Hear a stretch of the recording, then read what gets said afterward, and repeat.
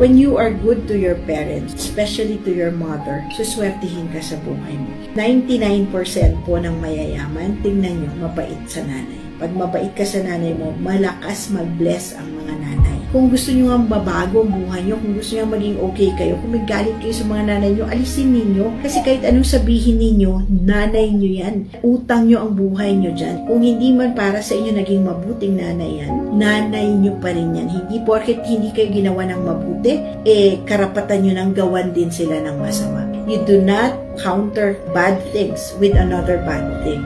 Di po, ilang taon na lang mabubuhay ang nanay mo, hindi pa huli ang lahat, magpakabuti ka sa nanay mo. Tignan mo, pag sinabihan ka ng nanay mo, pagpalain ka anak. Pag pinagdasal ka ng nanay mo, kahit gaano kasama ang buhay mo, maaayos yan.